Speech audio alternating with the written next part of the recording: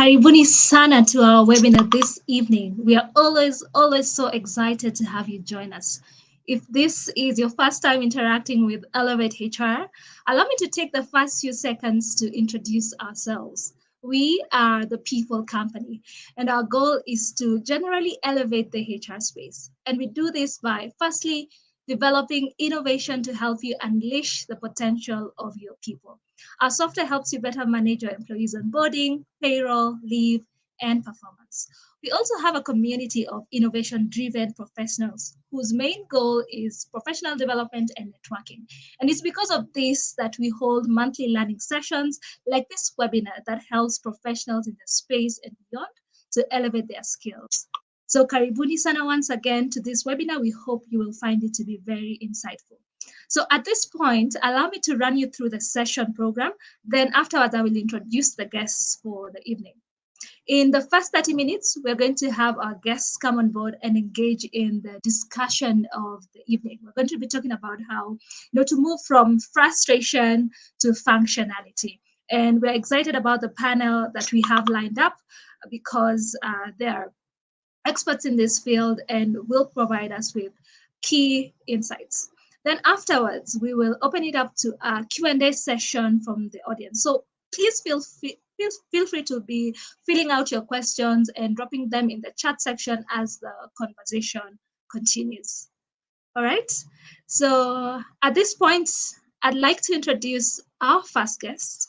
She is a talent management professional with almost 7 years of work experience in people and operations. She has worked in the investment banking, aviation, research, and consultancy industry. And she's passionate about people and conversations that contribute in elevating, get it? People in the workspace. Currently, she is the Senior Talent Management Executive at Dalberg Research, which is an organization that provides research and analysis that offers clients actionable solutions to their problems. Claire is also quite passionate about her Sunday afternoons, curled up on her sofa watching episodes of Suits and Gilmore Girls. Claire Cueto, karibu sana to our webinar this evening. We're so excited to have you. Thanks, Billy. Thanks for having me. Are you excited about today's webinar? Very, very excited. Good to know. You would have been scared if you weren't. All right, so thank you so much for agreeing to be a part of this conversation. All right, so let me introduce our next guest. His career spans over a decade in management consulting, e-commerce, fintech, and insurtech. And being a part of innovative tech-based organizations has seen him work with all forms of HR tech transformation, from sending CVs via email to AI-powered HRIS platforms. He's a huge people and culture and tech advocate, and he sees opportunities for synergy in the three towards building organizations of the future. Martin Githaiga, karibu sana to the webinar. It's always a pleasure to have you here. Thank you so much, Pili. I'm glad to be here, glad to be a big part of this panel, and excited. Yeah. I have a question for you, Martin. What are you looking forward to the most in this webinar this evening? I think just speaking a lot about how HR is now part of the tech conversation. For a while there, it felt like we were being left behind when everyone was adding tech to their area of specialty. And now I'm excited that HR tech is here as well. Absolutely, as am I. So I think I'll leave Claire to guide this conversation, and then I'll come back towards the end for the Q&A session. So Claire, please take it away. Thanks, Pili. Right, let me proceed. I will be the moderator for this session, having a conversation with you, Martin, on HR tech for payroll efficiency, just moving from frustration to functionality. And as you've said, I think it's really great that tech is part of HR. We're having that conversation now to just ease in processes to make them as seamless as possible. So I will just jump right into the first question, Martin, which has been the ongoing conversation that has been happening for this month of February. the enactment of the NSSF Act 2013, among other statutory compliances and regulations that often, pop up and we need to comply. Sometimes we don't even have time to, mull over and think through it. So with the introduction of tech into HR, how has that made the processes a bit, easier? How has that addressed the issues that come with this? And maybe perhaps you can start from the challenges and then how tech has come in to sort of solve these issues that arise with statutory compliance and legislation. Yeah, I think thanks for that. I think most HRs on this call and everyone else will agree with me that there's been years when we had lots of challenges with being compliant, and for the most part, it was blamed on mostly the the slow nature and maybe the more manual nature in which compliance or statutory compliance had to be done.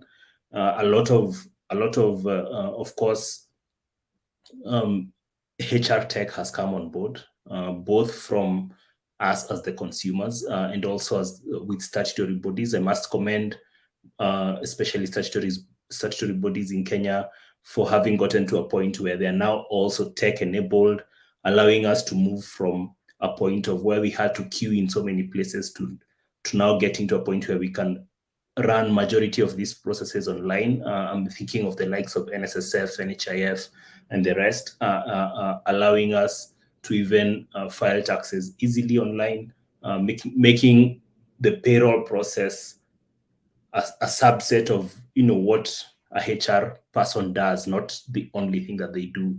We've moved from HR being described by the people who run salaries or the people who pay us. Rather, we are now more than that, and I feel like HR tech has helped with that by reducing payroll difficulty and making it such that it's just a subset of what we do. And the more technology you introduce into the process, the easier it gets. And even the easier it gets for scaling for businesses that need to scale from 0 to 1,000 employees.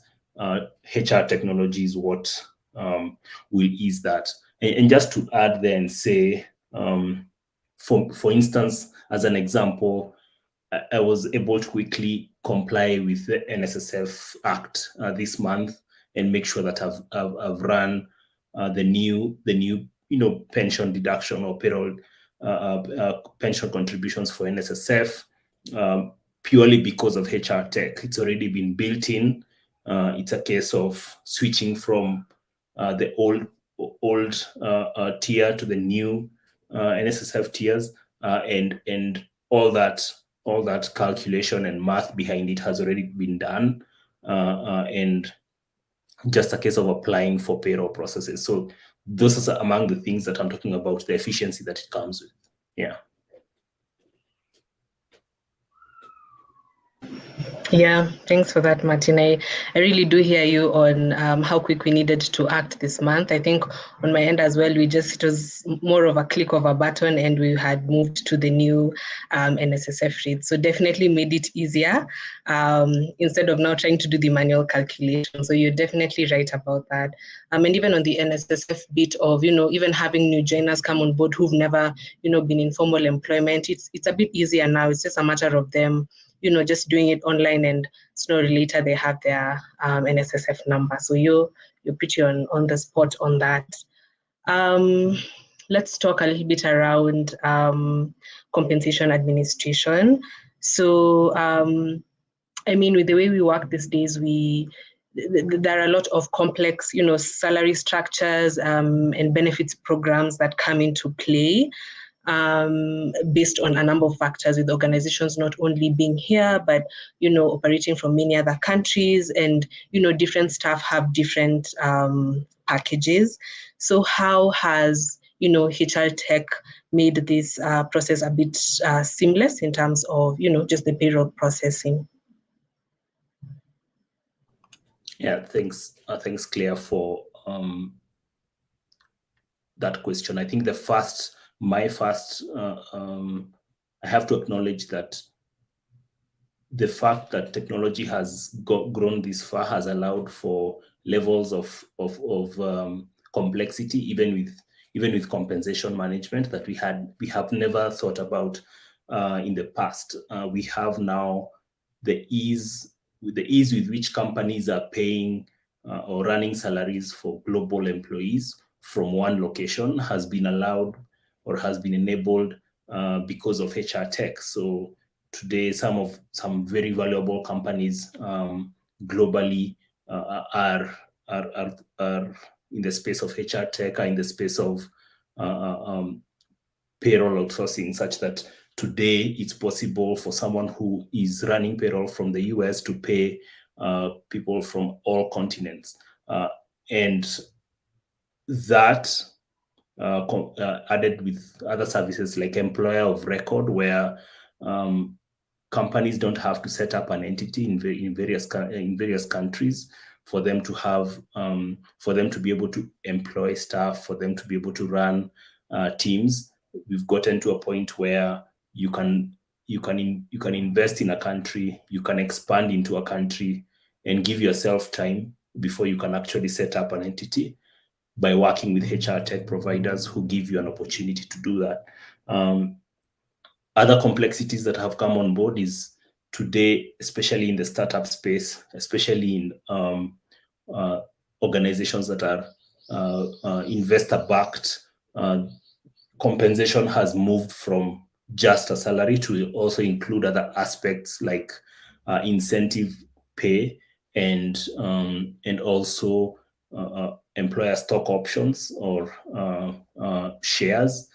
So you can imagine that is a form of compensation. So introducing HR tech that allows you to link, for instance, imagine linking into maybe the company CRM or the company backend system, where once a sale is done, it's possible to figure out what the revenue for the business is.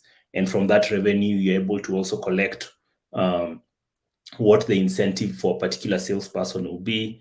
And all that is fed into payroll automatically without having to intrude into the process and do any kind of math.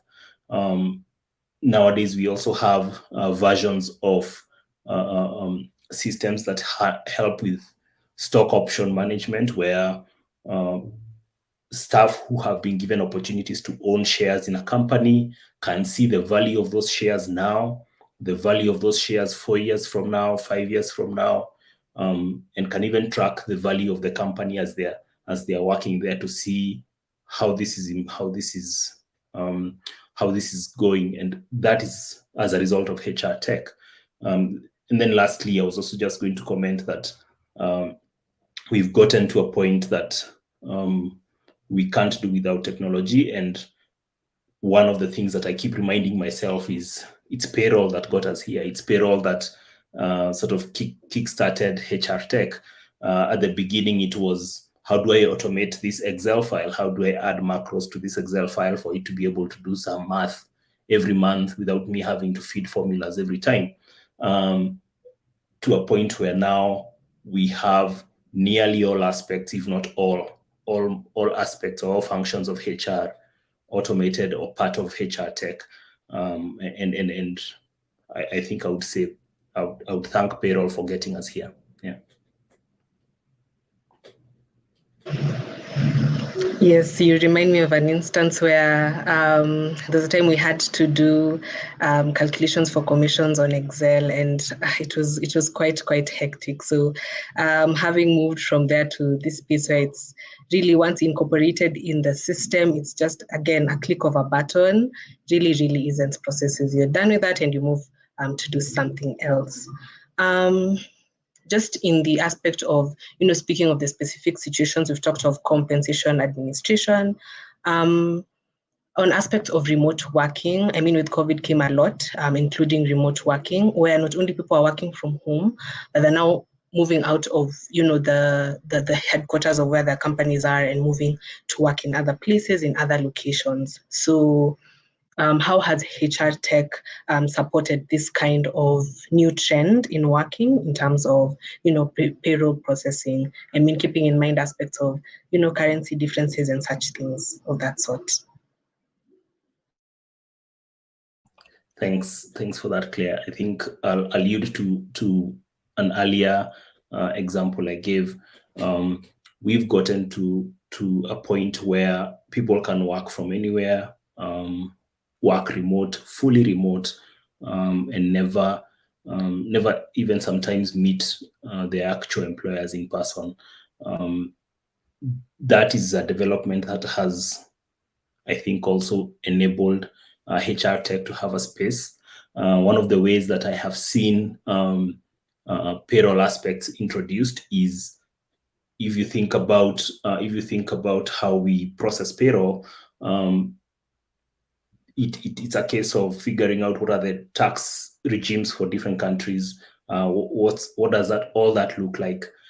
HR tech is such that all you need to feed in is the most important data, the raw data in terms of what's this person's earning, what this person earnings in a month, and then selecting which country they come from, and adding any other allowances and any other benefits that they have.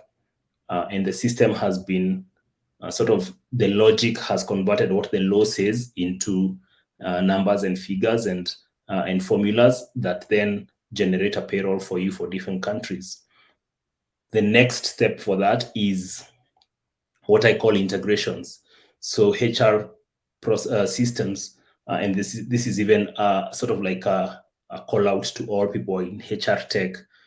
Integration is the next level, where you now start integrating with payment service providers, banks, any other fintech organization to complete the process. So it doesn't end with preparing payroll and maybe downloading payroll files and making payments separately. Rather, the next step, or what should already be happening, is integration, where you empower the HR person to work with a wallet, for instance, where payroll budget or a monthly payroll budget can be added to the wallet or credited to the wallet every month. HR is already empowered to make this payment, introduces even an additional level of security to the data and to the information that's being handled. That integration with the bank makes sure that end to end, only HR is handling that that process, and the only thing that maybe a finance team will need is a general ledger to just say this is what we paid, and they can work with that number for the next month payroll. So that's the journey. A good example is, I think, in Nigeria, where I've seen payment service providers work very closely with HR tech providers to complete that process. Their statutory bodies as well, and their banks have allowed public access to their backend systems through APIs. So people are able to log in, or people are able to sort of call into an API and request certain information or make certain payments. Allows transactions to be very, very smooth. So that's how I'll put it, like what's currently happening and what it's allowing. Yeah. Yeah, that's high level right there, high level of automation. And I really like you speaking of the aspect of integration, where this payroll providers, or this so far as these solutions need to think through integration. And I think it would be a good space to check in Kefa on how exactly Elevate HR includes integration in its processes.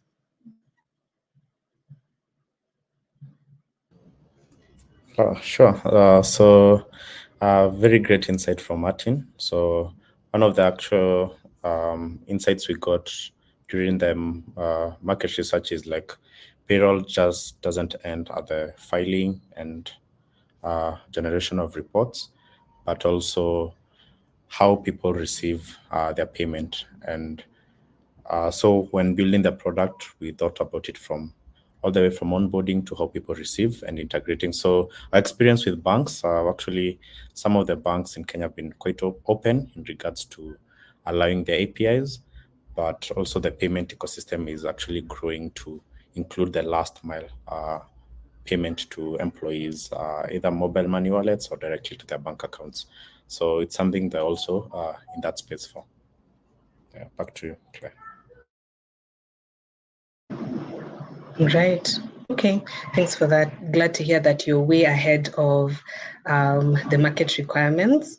So I'll ask a question to you, Martin, and then I'll ask Kefa later on just thoughts around, data security and privacy, because of course, with HR tech comes a lot of interaction with, staff data that's quite confidential. So Martin, what do you think? Or how can organizations ensure consistency in their payroll processes and practices, especially with us speaking of this new aspects of remote working and just multi-jurisdictional operations and the various regulatory requirements for these areas? How can organizations ensure that consistency in processes and practice so that there's no update in terms of legislation in a country and you as an employer you're left behind or your payroll process is still behind and not updated with the new legislation? Thanks, Claire, for that. I think the first way I'll answer that question is say, let's all of us as HR professionals work very closely with our HR technology providers.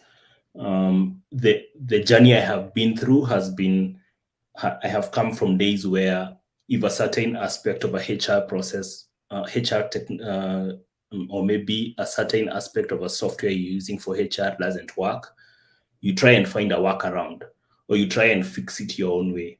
I remember I used a system I used a while back. The technology team telling me that they would have to change this for all their clients. So can I find a workaround? So the first thing would be all of us as HR experts who are working actively with payroll. Let's call all our providers and push back and ask for sort of be the sources of user research and also be the ones who are driving how these products are made as opposed to purely consuming. So when there's a problem, ask your provider, where do I file this report? Where do I file this bug report? Or where do I'm having this problem, how can it be fixed? You'll see HR systems where I can select maybe currency on this page, but if I switch to another tab, I cannot select it. Maybe there's something there, there's a bug sitting somewhere. The default thing for us to do is to work with that page that works. So the call out here is that's not the way the way it should be. It should be that we ask our providers and give them bug reports and give them feedback on how their tools are working and ask them to work on them. Technology has gotten to a point where you can fix a system as it's being used.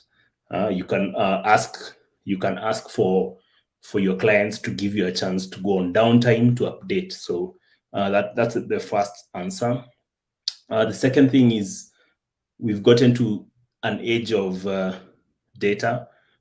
Sometimes I realize, recently I've realized we are all data processors now as HR functions, which someone could argue makes all organizations members of, part of those people who are regulated by the Data Protection Act. Yeah, so we are all processing data now. If you think about it, HR teams ask for some of the most sensitive and identifying data, from phone numbers, KRA pins, ID numbers. So introducing HR tech just ensures that there's no day you'll be part of a data breach. You'll be hacked or something like that. And even next level is making sure that your HR tech is cloud-based, for instance, such that you're protected even more, and you're not relying maybe on local sources in your office, such as sort of like a server that could be breached or anything like that. So my second point here being we are handling a lot of data. We are big data processors as HR functions. HR tech is your answer to data protection. HR tech is your answer to moving away from all this stress that comes with thinking about this Excel file that you have that has people's IDs, and you don't know exactly how safe it is sitting on your computer. Yeah. Thanks, Claire. Yeah, thank you, Martin. You touch a very key point about HR tech on data protection. I think that's something that even the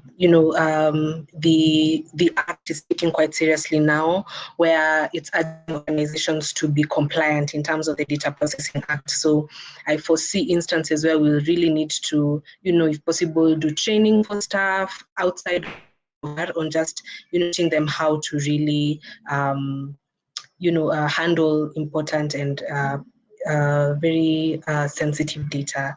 So thank you for that. And I think we'll also get to hear from Kefa a little bit more on that same aspect. And, we've been speaking a lot on HR tech and providers and how this, helps solve a lot of these problems. I think now would be a good segue to hear from Elevate HR and how it really supports with helping us meet these issues.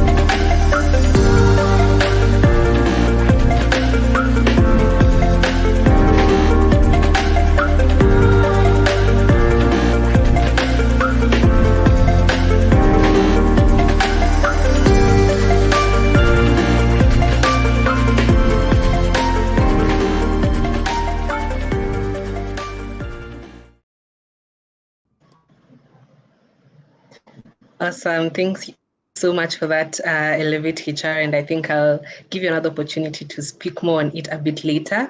But Kefa, just before that short break, we were speaking on, data security and privacy, especially when interacting with these payroll solutions, one such like Elevate HR. So just speak a little bit on that, on, some of the ways you try to mitigate the threats that come with being able to access such sensitive data in huge bulks, for that matter. Okay, thank you. First, from just to cue from what Martina said, something we realized is actually HR as its own function is a huge data processor, because it sits at the core of every company in regards to people's data, how they're paid, everything from their personal details to how they work on a day-to-day basis. And and he basically described the entire product development cycle. And what I'd like to say, HR tech just mirrors also the offline aspect of HR. It's both. It's not only centered to HR tech. It's when you think about developing HR system, it's sort of a user-centric approach whereby you sit down with the HR people, you mirror exactly their processes, and if a process is broken offline, HR tech sort of won't solve completely, because, for example, data protection starts with how, from the very start, you draft your contracts, how you onboard all your employees, how you collect their data, and then the HR tech is to really automate that whole process. And yeah, the HR tech can now be the source of truth to how you secure data in regards to, I could talk about inputting data, making sure the users know exactly they're submitting this data from the onboarding side, allowing the user side to self-onboard themselves and submit that data for the HR person to approve. So that's one of the angles that HR tech comes in to solve for such issues, all the way to making sure simple things as when you're sending out their pay slips, if it's in regards to payroll, the pay slips are encrypted and probably requires the ID number for them to be able to see that and send to their email addresses directly. And as the technologies continue to grow, a user down the line could also request to have their own data to see what you as an HR professional have in regards to that.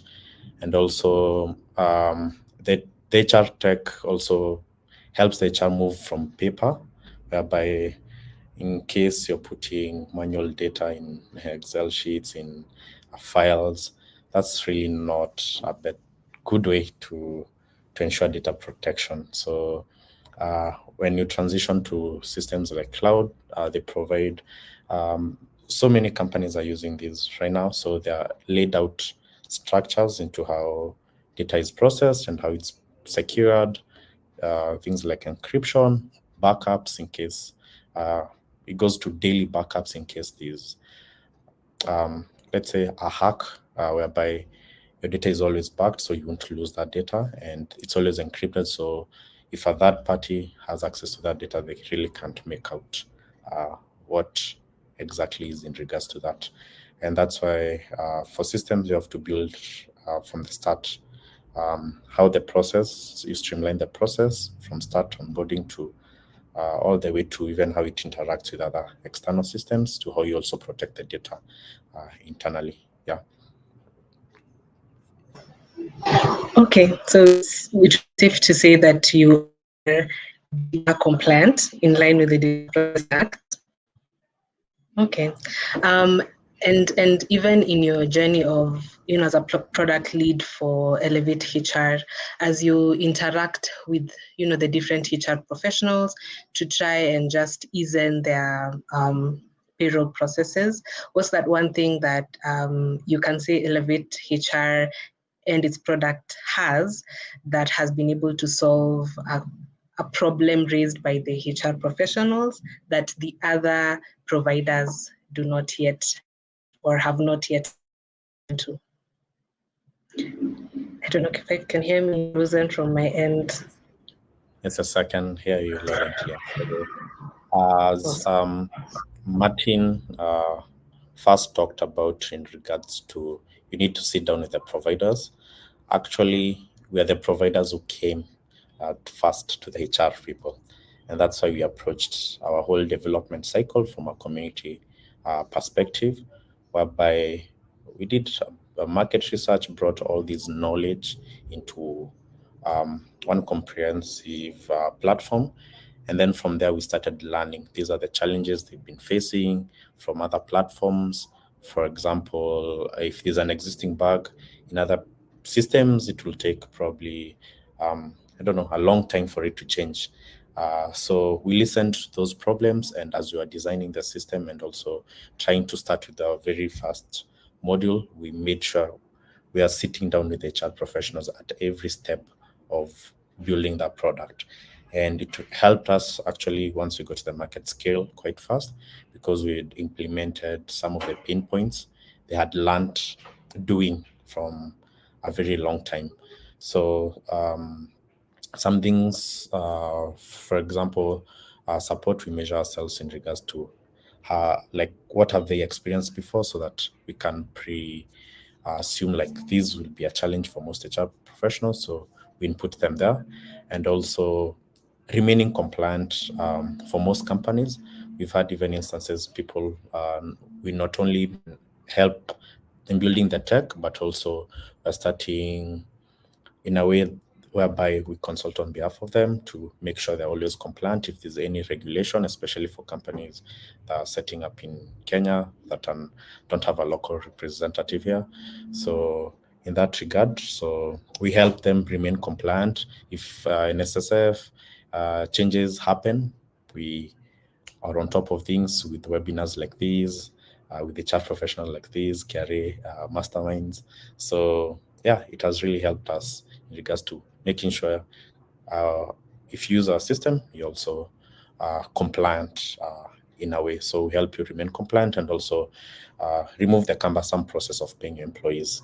And that's where we are continually innovating in how people are getting paid even down to the future from the last end, and how people like to get paid in the future, probably not even a monthly basis, could be in a continuous basis. So yeah.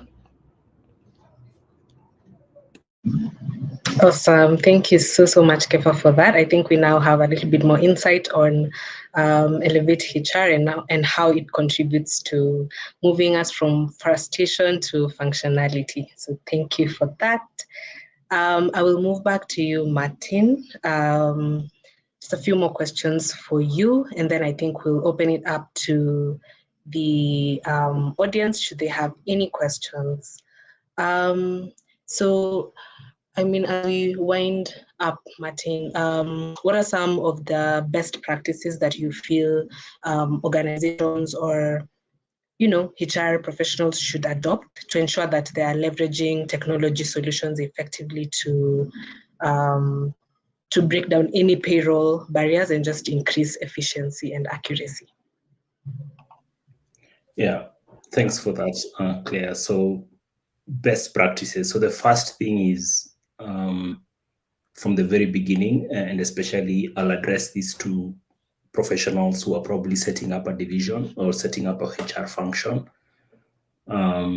We say a system is as good as the data it houses. Yeah. So the first best practice is to make sure that whatever quote unquote analog data or whatever data is getting fed into the system is clean data. You want to make sure that you're getting clean data from the beginning. If you don't get it right, down to maybe the spelling of someone's name, it becomes a problem all the way throughout the entire cycle of using the technology system. So one of the best practices is to make sure that the data you're working with is as good as possible. How is HR tech helping with that? It's the payroll systems are now also introducing onboarding as part of the step. So payroll is not just about paying salaries. Payroll sort of started us with HR tech, but we've gotten to a point now where we have HRIS systems, so that have onboarding modules. Onboarding modules allow you to collect data from a new joiner or from existing team members as accurately as possible. They feed that information themselves, and they can be confident in. You can be confident in that, as opposed to keying in data manually, as opposed to relying on staff filling forms or anything like that. So imagine automating that form and adding it to maybe an onboarding procedure.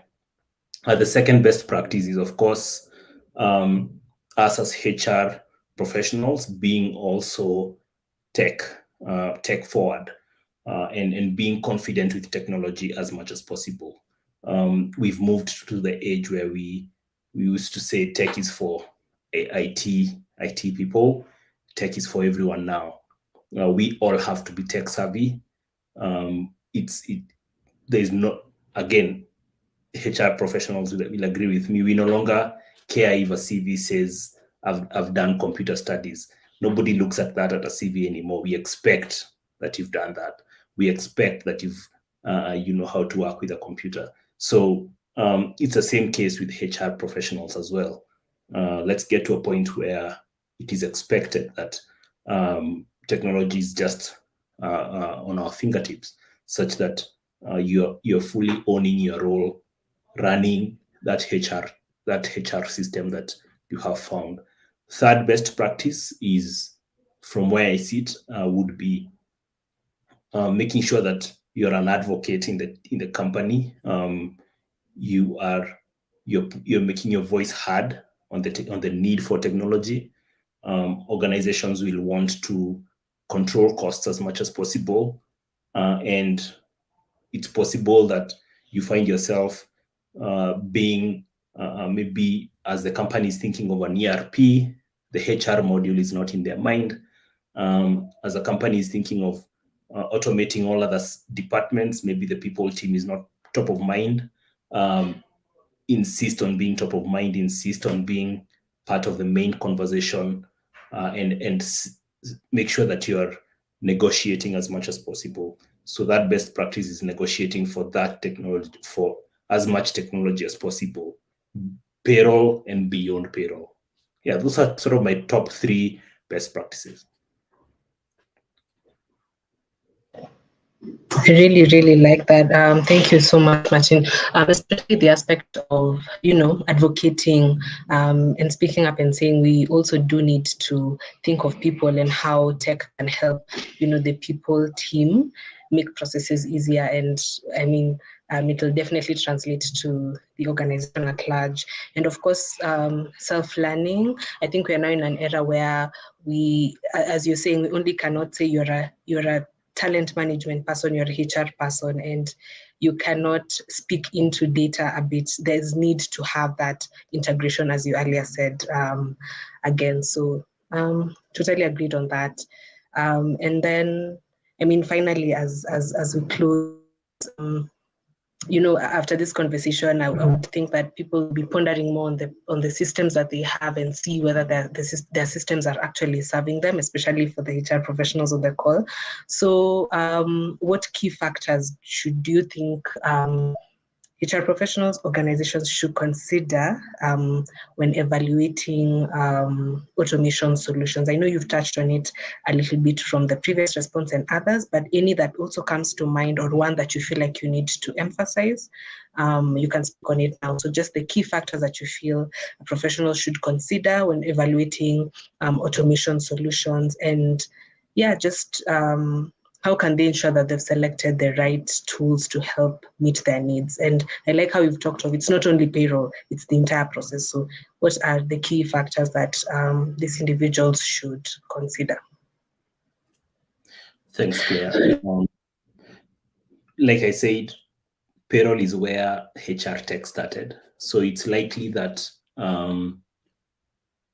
all focus will be on payroll, even when maybe you get pitched a HR technology solution, the first focus will be on what it can do for payroll. I think where we need to do sort of like as one of the conditions or one of the things that you need to look out for is how modular the tool that you're working with is. How easy is it to add additional functionalities as you need them, either immediately or as your team grows. HR functions are of different sizes. How easy is it to build in, say, a system, an office access system into payroll?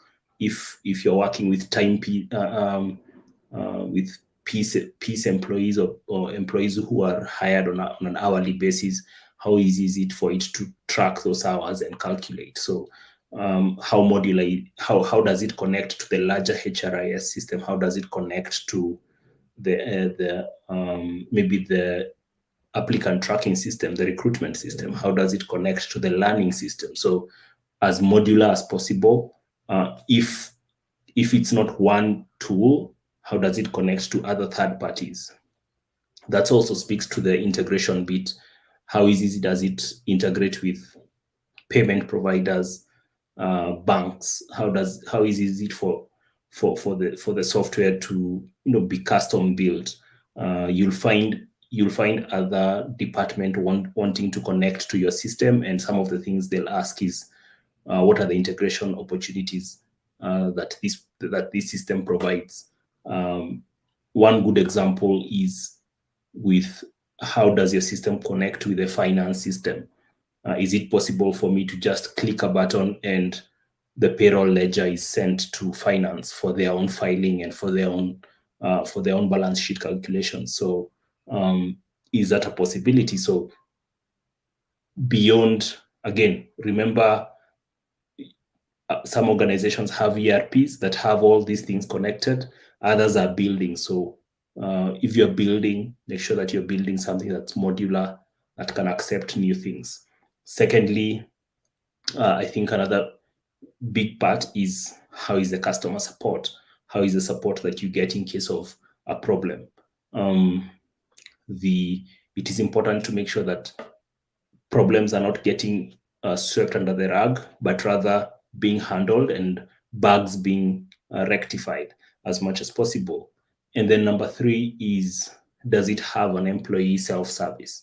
I think for me, where I sit, a system that doesn't have an employee self-service would be, that's sort of like bare minimum for me. Like I want to move away from handling anything manually and empowering my team, my colleagues as much as possible to run their own profile.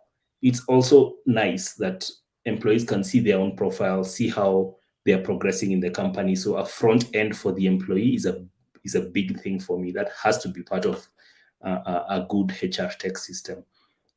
And then lastly, I would say, it might feel like it's not important, but how does the user interface look like? How is the user experience?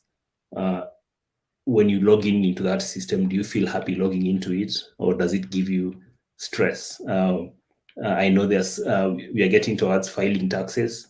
I've filed taxes long enough to see the journey that the iTax system has gone through. And so how is the UI, for instance, for your for the provider you're working with? It should give you hope to actually want to go on it as much as possible. It should be as interesting as any other UIs out there. Yeah. Yeah. Thanks, Martin. I hear you on having, at the very least, having the basics, and ESS, leave management, staff can access their pay slips, P9. That should at least be the bare minimum. So, yeah, thank you for that. And, just answering that question that would say brings us to the end of the questions that we had for this conversation. I will ask one question that I see from the audience, and this is directed to Kefa as we open the room for any other questions, Martin, from the audience. So, Kefa, I think this is more on Elevate what it offers. So somebody is asking if they can, if and whether they can purchase any leave module. And so this person is asking, can it be purchased as a standalone without payroll? Okay, yes. Okay, the answer is yes. So how we've designed the system is like what Martin has described. It's very modular in a way, whereby there's the basics, whereby you enter the employee data, have it in one centralized database, and then based on that data, now it's carried across the different modules. So if you're just on the leave, we'll just that employee data will just be reflected on the leave module and centered on only the reports for that pertains only the leave. So yes.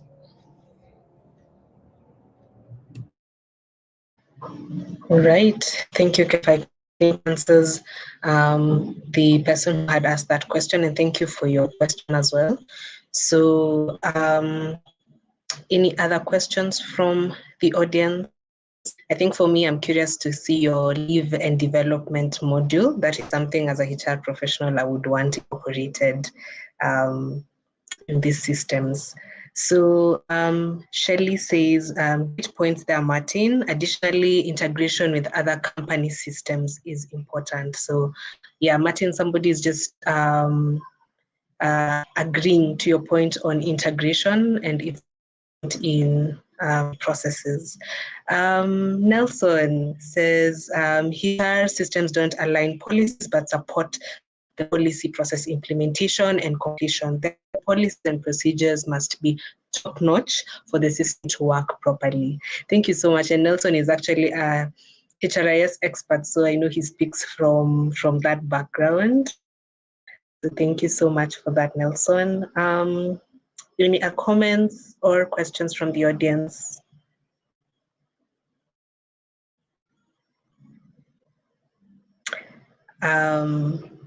If there are none, I think I'd like to then take this opportunity to thank you, Martin, for being such a sport, responding to the questions. Clearly, they were quite informative, and the audience has benefited from that. I don't know if you have any closing remarks or a parting shot in line with our topic today. Yeah, I just wanted to echo what Nelson has said. Your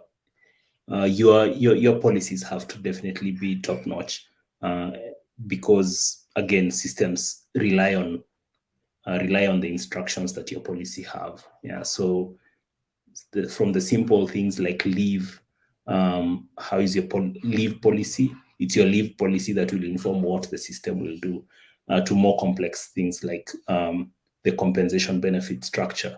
That is what will inform what the system should do, what it should pay when, and all that. So policies have to be in place, have to be clear for the system to be useful. Yeah.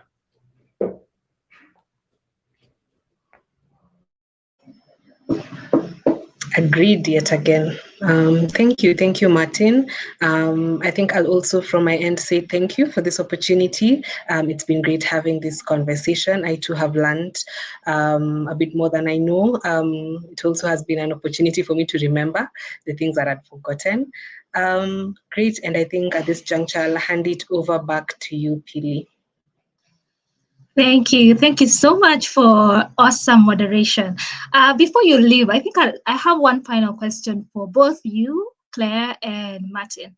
And I'm always curious to know about what people are looking forward to the most when it comes to HR tech.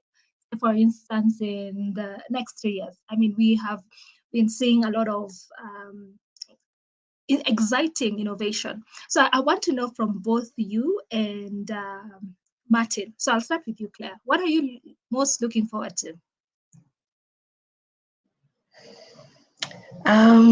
For now, I'm just looking forward to all the processes incorporated in all HR processes incorporated in a system. So as I was telling you guys, I really am looking forward to seeing your L&D incorporated.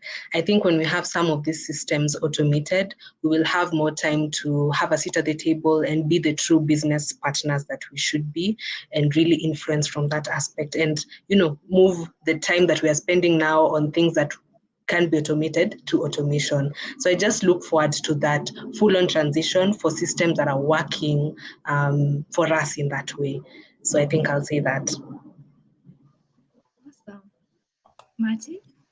Yeah, for me, it's also some homework for Elevate HR. I want to get to a point where, especially in Kenya, where I don't have to download a net pay report so that it can be uploaded to the bank. That is one of the biggest sources of errors for payroll, and most HRs on the call will agree with me. Let's get to a point where it's an API or it's some form of integration that takes that number to the other end of the bank, and yeah, that is possible, and I hope that's going to happen in the coming months, especially in this market. Awesome. Well, we have definitely understood the assignment, and with brilliant young minds working on innovation like Kefa, you've heard him, we're sure to be able to deliver that. So please be on the lookout for what we as Elevate HR will be developing in the future. So at this point, I think I'd like to close it out. And first of all, just say thank you again for tuning in to our audience. Thank you for participating. Thank you for asking questions. Again, just a reminder, if you're looking for a system, whether to handle your payroll, leave, or even performance, please reach out. The link to sign up is right there on the screen, as you can see, and it's on the chat section. And if you're a HR professional looking for a community, a space where you can come on board, network, learn, and belong, please consider joining our innovation network. It's for people just like you. So once again, thank you so much for joining. It's been a pleasure. Have yourselves a lovely, lovely rest of the night.